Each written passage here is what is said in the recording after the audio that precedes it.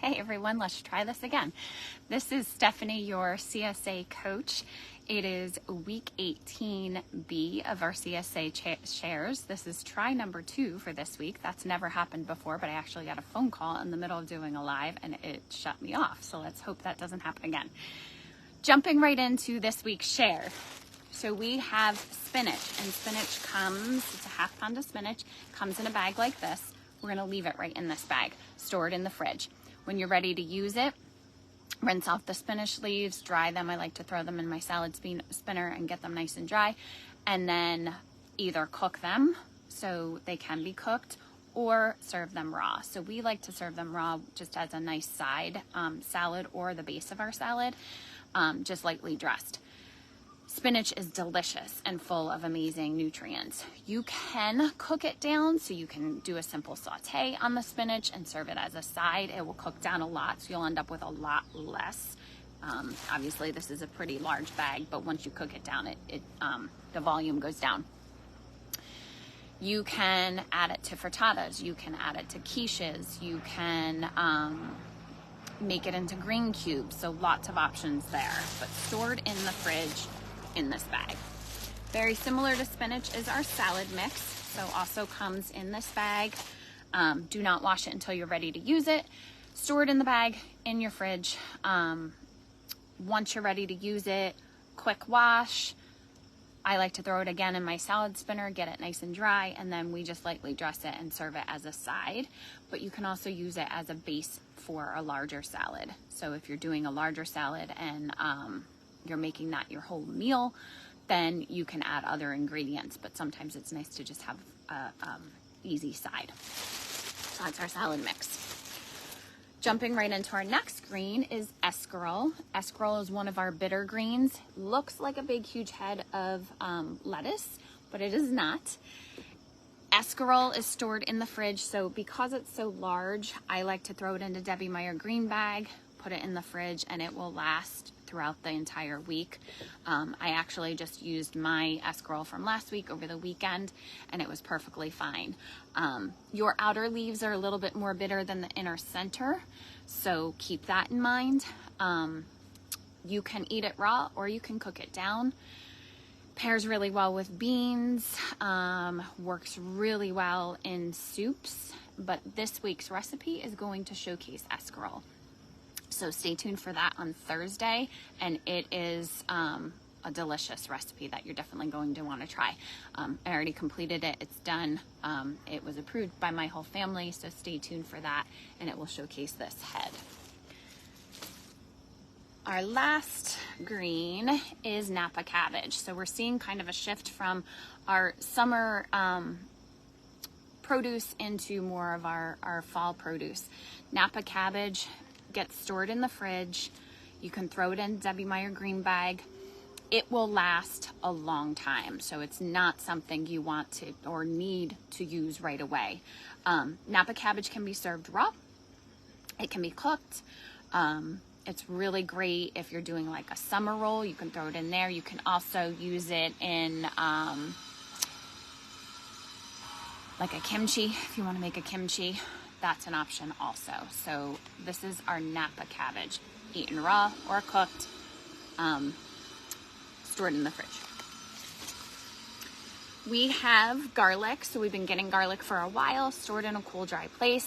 And anyone that has listened to me before knows I love garlic and tend to double or triple the garlic in a recipe. So garlic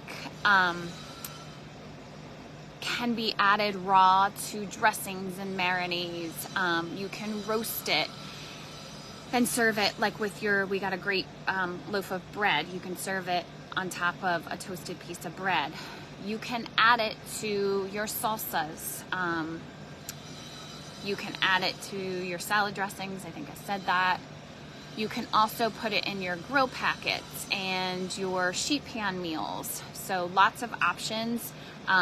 So many recipes call for garlic, so it's so nice to get this on a consistent basis from the farm. So that's our garlic stored in a cool, dry place. Also stored in a cool, dry place are our onions. We got 2 sweet onions this week.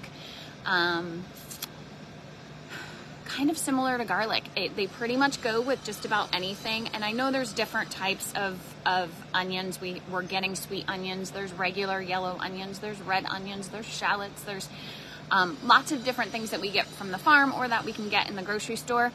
I just use whatever I have on hand. So if it's a sweet onion, obviously it's a sweeter variety. So it's not going to be, I guess, as spicy. You can pickle onions.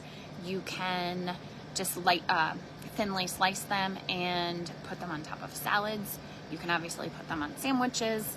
You can put them in grill packets and sheet pan meals. And we've had all the ingredients recently for the sheet pan fajitas. So you could do that. Onions are another versatile piece of produce that you can kind of use in everything. So those are onions, cool, dry place.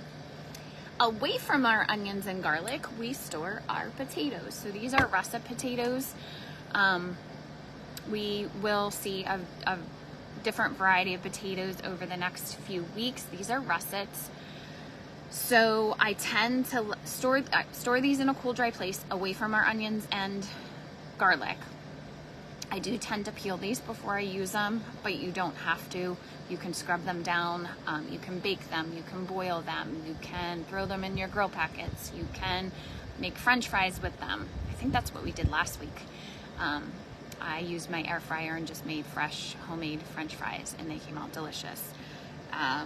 You can make mashed potatoes. You can do, I know there's a ton of recipes on the blog that use potatoes. There's a mashed potato cake, or I think that's what I call it. I don't always know what I call the recipes, but basically mashed potatoes that you cook in the form of a cake. So options there. Check out the recipes on the blog if you're looking for something different. A couple more items. We still have our sweet peppers. Our sweet peppers, we posted a recipe last week for roasted sweet peppers. Believe it or not, when we were making that recipe, my husband and I, we bought a bunch of bags of roasted peppers, and we have been enjoying them quite a bit, so I had to buy more this week. So on top of what we're getting in the share, I bought 2 more bags so that we could make a large batch of the roasted peppers again. And save those and share them throughout the holidays because we're kind of devouring them ourselves. These go in our sheet pan meals. They are great in our fajitas. They are great raw. So if you're putting together a salad or just chopping them up and sending them with your kids in their lunches, they're stored in the fridge in your crisper drawer. We got to choose 2 hot peppers. This is a poblano, so milder in heat. Our hot peppers are stored the same way as our other peppers, so in the fridge, in the crisper drawer. You can freeze these. You can also freeze your sweet peppers. So I think there was a question on the Facebook group about, I have an abundance of sweet peppers, what do I do with them? And I know a bunch of people answered, so I didn't feel like I needed to jump on there, but you can freeze them. So you chop them up or just slice them, put them on your sheet pan, freeze them. Once they're frozen, you can throw them in a bag, and then they're easy to use, easy to add. I am actually making a big batch of chili this week, so I will be using a bunch of peppers and throwing in 1 or 2 hot peppers for a little bit of spice. So our hot peppers add spice to any dish. You can use them in salsas, you can use them in chilies, you can use them in the hot pepper honey, which is on the log. And depending on what variety of pepper you use, it will change the level of heat. Also, if you want less heat, you remove the membranes and the seeds, and that will give you less heat. So stored just like our sweet peppers. We still have tomatoes, yay. These are stored on our counter at room temperature. You can slice them up and use them in sandwiches. You can just slice them up as a snack. They are absolutely delicious. You can add them to your salads. Put them on the side with eggs in the morning. You can make a batch of the roasted tomato sauce. You can also do roasted tomato soup, which we're getting into a little bit of a cooler season finally. So the soups will make a good addition. And that bread we got this week will make a really good grilled cheese. So you do a grilled cheese with the roasted tomato soup. That would be a delicious meal. So these are our tomatoes stored on the countertop. You can also freeze them. So you can freeze them just like this. I kind of like to core out the stem part and then throw them right in the freezer and then throw them in a Ziploc bag once they're frozen. So same thing as on a sheet pan meal. We have dill. Dill you're going to put in a jar of water and put it in the fridge. If that is a little bit dangerous for you, because sometimes my kids quickly go in the fridge, then you can actually store it in a Ziploc bag in the fridge. It will last. Dill dehydrates really well, and it also freezes really well. So you can dehydrate it to preserve it. You can also put it in Ziploc bags in single layers, throw it in the freezer, and then it's easy to use that way as well. Great for pickling, pairs really well with eggs, great to throw in like a frittata or something like that. Pairs really well with our potatoes, so you could do like a dill potato. You could do a dill potato salad, or you could do a hot dill potato. Last but not least, our honeynut squash. They are the most adorable squash we get from the farm, and probably one of my favorites. It's kind of a mini butternut. These are nice and sweet. They're a great fall addition. They are hard to find elsewhere, so they're a nice treat that our farmers give us. They will store in a cool, dry place for a while, so it's not something you need to use right away. I actually think we're using ours tonight. You can roast them, you can boil them, you can actually grill them,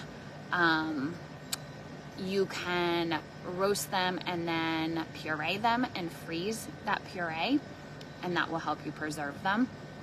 But basically you're treating it just like a butternut. You're chopping it in half, removing those seeds. This can be peeled. It doesn't have to be peeled, so it's not like a butternut and doesn't have as thick of a skin, so you don't have to peel it. That's our honeynut squash. So stored in a cool, dry place. That is it for this week. If there are any questions, make sure you tag me in Facebook. Make sure you're posting recipes that you are enjoying with all of these ingredients. Stay tuned for a recipe for the escarole on Thursday. I'm working on possibly a recipe with the onions and possibly a recipe with the honeynut. So maybe or maybe not, those will be appearing in the next few weeks. Take a look at what you have left from last week. Use that stuff up first. I'm starting to actually think of a couple things that have kind of stuck around for a few weeks, so I'm figuring out how I'm going to preserve them or what I'm going to use them for, just since I have a little bit more time since the kids are back at school and our routine is a little bit more consistent. So make sure you're doing that as well before things go bad. I will see you all again next Tuesday.